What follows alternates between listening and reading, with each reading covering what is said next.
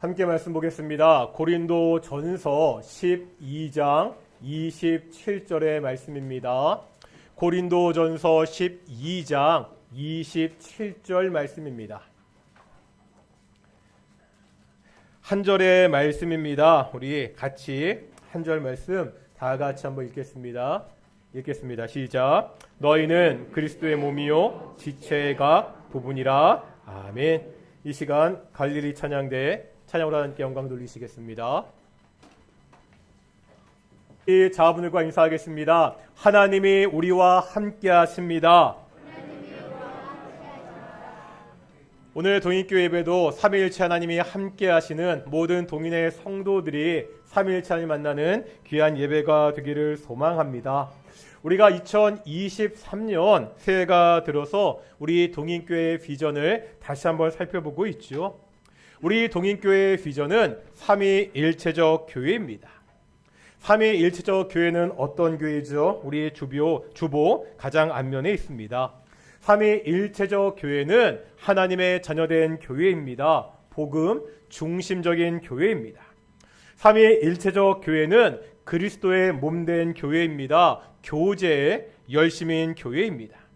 삼위일체적 교회는 성령으로 증인된 교회입니다. 선교적 교회입니다. 우리가 지난주까지 첫 번째 하나님의 자녀된 복음 중심적인 교회에 대해 살펴보았습니다. 오늘은 두 번째로요, 그리스도의 몸된 교제의 열심인 교회에 대해서 살펴보겠습니다. 성도의 교제라고 할 때 좀 오해하는 것이 있습니다. 교회에서 보통 예배, 기도, 말씀은 많이 이야기합니다. 성도의 교제는 그러한 것들에 비해서 조금은 뒤에 드는 그러한 경향들이 있죠. 아니면 개인의 기질이나 성향의 문제로 생각하기도 합니다. 최근 한국 교회 보면 가나안 성도나 관람객 성도들이 많아지고 있습니다. 가나안 성도는 말씀드렸죠. 어떤 뜻이라고요? 안나가 성도입니다. 교회에 출석하지 않고 혼자 신앙생활하는 것, 온라인으로. 그래서 주일날 오전에 이 시간에 가면 스타벅스에 청년들이 그렇게 핸드폰으로 예배를 드린다고 하더라고요. 그러니까 혼자 신앙생활하는 사람들을 우리가 가나안 성도라고 부릅니다. 관람객 성도는 교회에 출석은 하지만 거리를 두고 예배만 참석하는 것을 이야기합니다. 왜 이렇게 신앙생활 하는지는 충분히 이해할 수 있습니다. 생각보다 교회 안에서 여러 가지 상처를 많이 받습니다. 목회자와 갈등이 있는 경우도 있고요. 성도들 간에 갈등이 있는 경우도 있습니다. 또 다니던 교회가 바르게 서지 못해서 문제가 있는 경우도 있습니다. 작은 문제야 어떻게 봉합이 되고 해결되기도 합니다. 하지만 도저히 견딜 수 없는 문제로 오랫동안 고민하다가 교회를 떠납니다. 내가 수십 년 애쓰고 봉사하고 정들었던 교회를 떠나는 것은 결코 쉬운 일이 아닙니다. 많이 아프고요. 많이 속상합니다. 그렇게 한번 교회를 떠나게 되면 다른 교회에 다시 정착하는 것이 쉽지 않습니다. 저도 이 문제를 가지고 상담을 한 적이 여러 번 있습니다. 힘든 이야기들을 쭉 듣는데 왜 그런 선택을 했는지 충분히 이해할 수 있었습니다. 그래도 제가 마지막으로 드리는 말씀이 있습니다. 잠시 제도권 교회와 거리를 둘 수가 있습니다. 하지만 이것이 너무 오래 가지는 말라고 그렇게 부탁을 드립니다. 교제는요, 해도 되고 안 해도 되는 것이 아니기 때문입니다. 우리가 사도행전 2장 42절 말씀을 함께 본 적이 있습니다. 다시 한번 신약성경 190페이지입니다. 사도행전 2장 42절 말씀 보겠습니다. 신약성경 190페이지 사도행전 2장 42절입니다.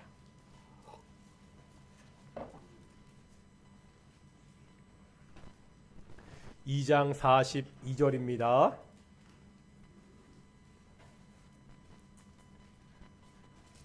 (2장 42절) 190페이지 읽겠습니다. 시작. 그들이 사도의 가르침을 받아 서로 교제하고 떡을 떼며 오로지 기도하기를 힘쓰니라.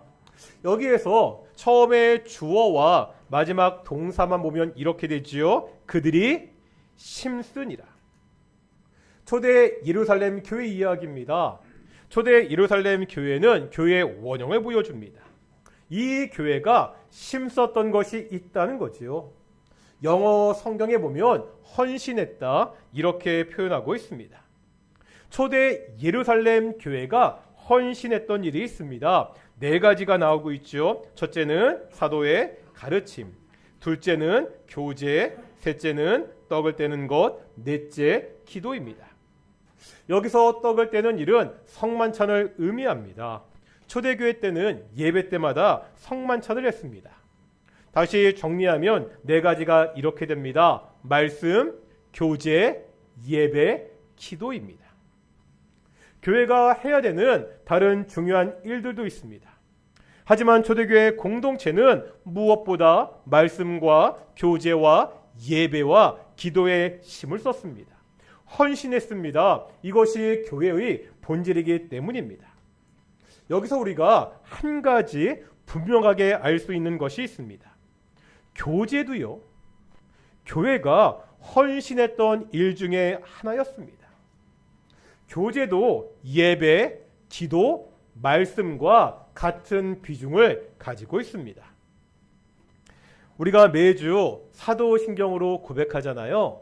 사도신경은요, 이 성도의 교제를 뭐라 말하죠? 성도의 교제를 믿으며 성도의 교제를 신앙으로 고백하고 있습니다. 왜 이렇게 교제가 중요하죠? 이 답을 위해서 우리가 창세기 1장과 2장의 말씀을 좀 깊이 살펴볼 필요가 있습니다. 먼저 창세기 2장 보겠습니다. 창세기 2장 18절의 말씀입니다. 창세기 2장 18절입니다. 창세기 2장 18절 말씀. 창세기는 그나마 찾기 쉬우시죠? 2장 18절 같이 읽겠습니다. 시작. 여호와 하나님이 이르시되 사람이 혼자 사는 것이 좋지 아니하니 내가 그를 위하여 돕는 배필을 지으리라 하시니라. 아멘. 이 구절을 잘 보시고요. 이제 이 구절과 앞에 있는 1장의 말씀을 비교해 볼 텐데요. 먼저 1장 27절입니다. 1장 27절 보겠습니다. 시작. 하나님이 자기 형상 곧 하나님의 형상대로 사람을 창조하시되 남자와 여자를 창조하시고, 이제 31절 보겠습니다. 31절입니다. 시작. 하나님이 지으신 그 모든 것을 보시니 보시기에 심히 좋았더라. 저녁이 되고 아침이 되는 이는 6째 날이니라. 아멘. 이제 비교해 볼 텐데요. 2장 18절 말씀, 1장 27절 말씀, 31절의 말씀은 다 사람 창조와 관계된 말씀입니다. 그런데 1장과 2장에 차이가 있습니다. 첫째, 1장 27절에 보면 하나님이 남자와 여자를 창조하셨다고 나옵니다. 그런데 2장 18절을 보면 아담은 창조가 되었지만 아직 하와는 창조되지 않은 것을 볼 수가 있습니다. 이것을 통해서 사람을 창조하실 때 남자와 여자를 동시에 창조하지 않았다는 것을 알 수가 있죠. 두 번째 차이가 있습니다. 좋았다는 표현입니다. 1장 31절에 보면 하나님이요, 사람을 포함해서 6일째 창조를 마치시고 어떻게 평가하시오? 심히 좋았다고 하십니다. 그런데 2장 18절 보겠습니다. 사람이 혼자 사는 것이 뭐하다고요? 좋지 않다고 하십니다. 여기서 생각해야 되는 지점이 있습니다. 지금 좋지 않았다는 말씀이 창세기 3장 앞에 나와 있습니다. 창세기 3장이 왜 중요하죠? 어떤 사건이 기록되어 있습니까? 아담과 하와가 선악과를 따먹은 사건입니다. 인간의 범죄, 타락의 이야기가 창세기 3장입니다. 그러니까 지금 2장에서 아담은 하나님 앞에 아무런 죄가 없는 상태입니다. 2장 19절과 20절에 보면 아담이요 동물들의 이름을 짓고 있습니다. 하나님과 동행하면서 하나님의 일을 올바르게 수행하고 있습니다. 지금 아담은 하나님과 아무런 문제가 없습니다. 하나님과 완벽하게 친밀한 교제를 누리고 있습니다. 그런데 이런 아담에게 좋지 못한 것이 있다는 거예요. 부족한 것이 있다는 겁니다. 홀로 있는 것입니다. 아무리 하나님과의 관계가 친밀하다고 해도 다른 사람과의 관계가 없는 사람은 불완전합니다. 이것은 하나님 보시기에 좋지 않은 일이라는 거죠. 이 말씀이 단순히 결혼에 대한 말씀이 아닙니다. 결혼 관계를 뛰어넘는 더 근본적인 인간 관계를 말씀하고 있습니다. 다시 창세기 1장 27절 보실까요? 1장 27절 보시면 하나님이 사람을 남자와 여자로 창조하셨습니다. 그런데 그 앞에 붙는 말이 있죠. 뭐라고요? 하나님이 자기 형상, 곧 하나님의 형상대로 하나님의 형상을 따라 남자와 여자로 창조하셨습니다. 사람이요 남자와 여자로 창조된 것은 하나님의 형상이 반영된 일이라는 거죠. 여기서 오해할 수도 있습니다. 이 말이요 하나님 안에 남성성이 있고 여성성이 있다, 이 두 가지가 존재한다는 말이 아닙니다. 뭐 하나님이 남신과 여신이 결합한 존재다, 이런 뜻도 아닙니다. 하나님의 근본적인 존재 방식에 대한 말씀입니다.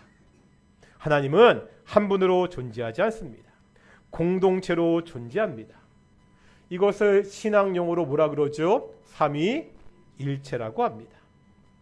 하나님은 본래부터 성부, 성자, 성령 세 분이 하나로 존재하십니다. 삼위일체 이야기는 많이 복잡합니다. 오늘은 이 정도로 넘어가겠습니다. 우리가 수요일 날 교리 시간에 아주 자세하게 배울 기회가 있을 것입니다. 다만 우리가 확실하게 알아야 되는 것은 하나님은 삼위일체라는 독특한 방식으로 존재하신다는 사실입니다. 이 삼위일체 하나님의 형상이 우리 사람들에게 반영되었습니다. 사람은 홀로 있는 존재가 아닙니다. 누군가와 함께 있어야 되는 존재로 창조되었습니다. 다른 사람이 있어야지만 완전해지는 그러한 존재입니다. 처음에 아담이요 하와가 창조되었을 때 가만히 있지 못하죠. 노래를 부릅니다. 이는 내 뼈 중에 뼈요 내 살 중에 살이라. 이제 하와가 만들어지고 나서 비로소 하나님의 창조가 완성이 되었습니다. 이제 사람은 다른 사람과 함께 하나님께 영광을 돌리며 사는 존재가 되었습니다. 그런데 이 관계에 문제가 생기죠. 아까 말씀드렸던 창세기 3장의 선악과 사건입니다. 이 죄는 먼저 누구와의 관계를 단절시키죠? 하나님과의 관계입니다. 하나님과 친밀한 관계에 있던 사람이 하나님을 피해 숨어 있습니다. 근데 하나님과 친밀한 교제를 누렸던 그 에덴 동산에서 쫓겨납니다. 이 관계의 두절은 하나님과의 문제만이 아닙니다. 창세기 3장 12절 보겠습니다.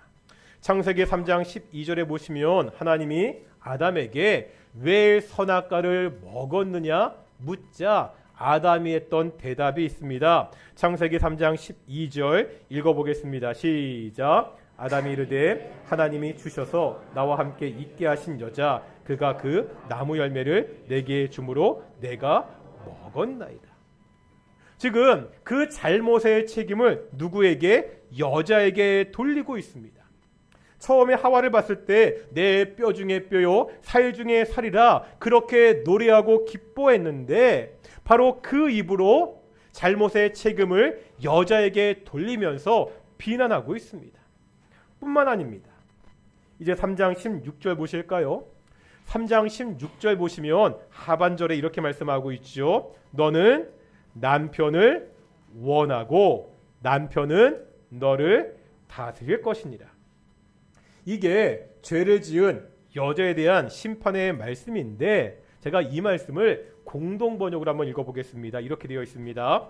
남편을 마음대로 주무르고 싶겠지만 도리어 남편의 손아귀에 들리라.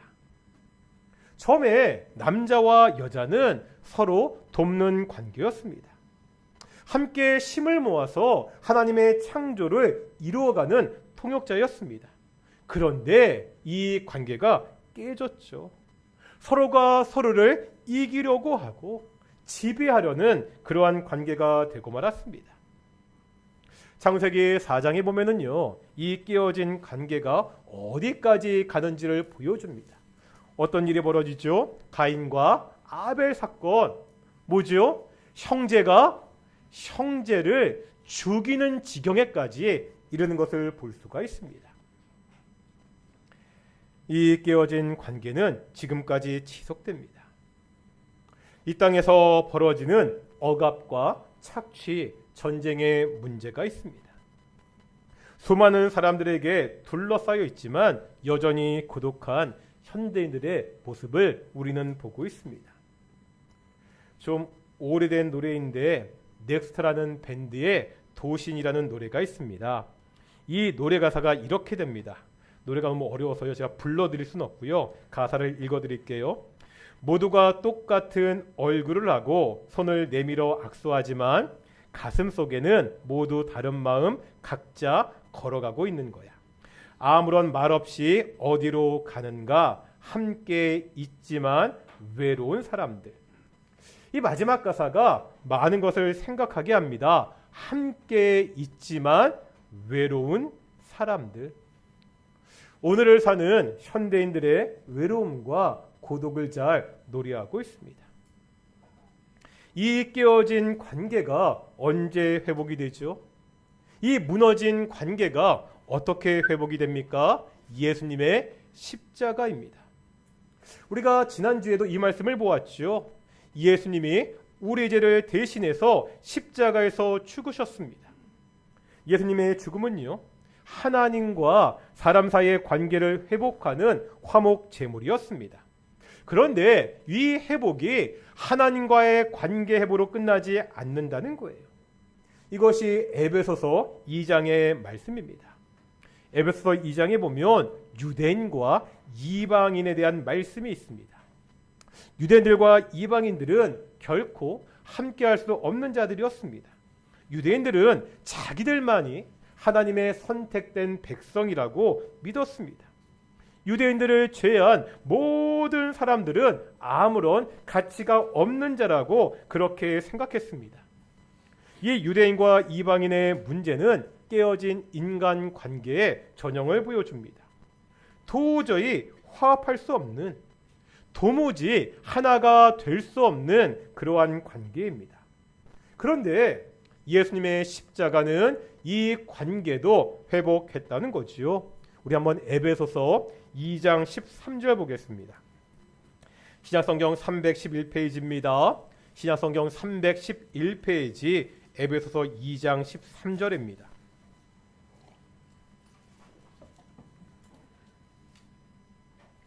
에베소서 2장 13절입니다. 신약성경 311페이지입니다.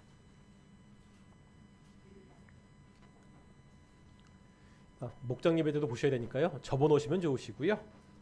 2장 13절 같이 읽겠습니다. 시작. 이제는 전에 멀리 있던 너희가 그리스도 예수 안에서 그리스도의 피로 가까워졌느니라. 아멘. 예수님의 피가, 예수님이 십자가에 설렸던 그 피가 사람 사이에 깨어진 관계를 가까이 했다고, 회복했다고 말씀하고 있습니다. 그런데 성경은요, 이 회복을 아주 극적으로 비유한다는 거지요. 이제 2장 16절 보겠습니다. 밑에 있는 2장 16절입니다. 읽겠습니다. 시작. 또 십자가로 이 둘을 한 몸으로 하나님과 화목하게 하려 하심이라. 원수된 것을 십자가로 소멸하시고. 여기 16절에 보면 십자가가 회복한 두 가지 관계가 나오고 있죠. 첫째는 하나님입니다. 십자가가 하나님과 화목하게 했습니다. 두 번째는 사람들과의 관계입니다.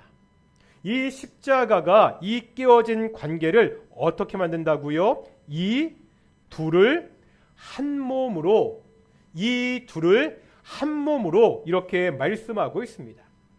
그냥 하나가 되었다 이렇게 말씀하지 않습니다. 한 몸이 되었다 이렇게 말씀하고 있죠. 오늘 본문 고린도전서 12장 27절 더 구체적으로 말씀하죠. 너희는 그리스도의 몸이요 지체의 각 부분이라. 예수님의 십자가로 말미암아 이제 우리가 예수님의 몸이 되었습니다. 그 예수님의 몸의 지체 각 부분이 되었습니다. 말 그대로 한 몸이 되었다고 성경은 말씀하고 있습니다. 이 비유는요, 교회 안에서 관계가 얼마나 중요한지를 보여주고 있습니다. 우리가 한 몸이 되었다 여러 가지로 생각해 볼 수 있습니다. 오늘은 그 중에서 신앙, 성장이라는 관점에서 한번 보겠습니다. 이런 겁니다. 우리가 예수님을 믿잖아요. 새로운 생명을 받게 됩니다. 새롭게 생명이 있는 것은 반드시 성장해야 됩니다. 성장하지 않은 것은 죽었거나 심각한 병에 걸린 것입니다. 그러면 이제 예수 안에서 새로운 생명을 받은 사람들이 어떻게 성장할 수 있죠? 몸에 붙어 있어야 됩니다. 사람은 혼자서 영적으로 성장할 수 없습니다. 지체들과 함께 있을 때 성장할 수 있습니다. 이것이 성경의 원리입니다. 이제 한번 에베소서 4장 말씀 보실까요? 4장 15절과 16절입니다. 신약성경 313페이지 에베소서 4장 15절과 16절의 말씀입니다. 313페이지 에베소서 4장 15절과 16절의 말씀입니다. 읽겠습니다. 시작. 오직 사랑 안에서 참된 것을 하여 범사에 그에게까지 자랄지라. 그는 머리니 곧 그리스도라. 그에게서 온몸이 각 마디를 통하여 도움을 받음으로 연결되고 결합되어 각 지체의 분량대로 역사하여 그 몸을 자라게 하며 사랑 안에서 스스로 세우니라. 아멘. 15절에 보니까 우리가 머리이신 예수님께 자라가야 됩니다. 이제 16절입니다. 이게 좀 복잡하거든요. 우리 한번 띄워주시겠습니까? 우리 공동 번역으로 제가 찾아왔는데 한번 공동 번역으로 읽어보겠습니다. 시작.